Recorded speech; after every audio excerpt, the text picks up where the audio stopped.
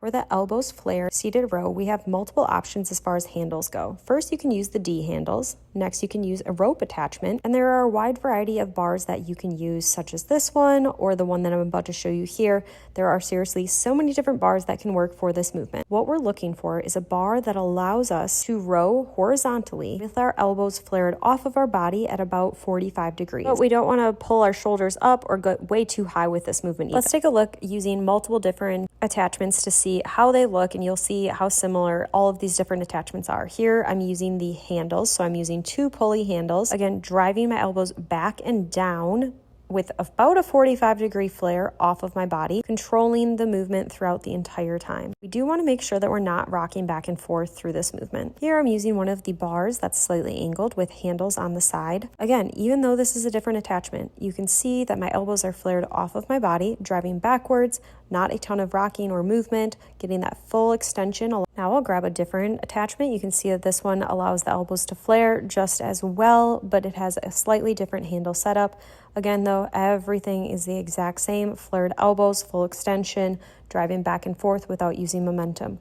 Now let's take a look at a different attachment. Here we're using the ropes. So for ropes, you will want to use your palms down, holding onto the balls of the rope attachment. Again, same thing here, elbows driving back at about a 45-degree angle, controlling the entire movement. Same thing. Again, let's take a look at a different one. Here we're using a typical wide grip pull down. Same setup though, we can use it for this movement. We're able to still get that nice elbow flared position with this bar. Again, full retraction, controlling the movement, not using a ton of momentum, not swinging backwards and forwards throughout the movement. Another bar attachment, this one's a little unique, but again, same thing. We're able to get that nice elbow flared position here with this movement.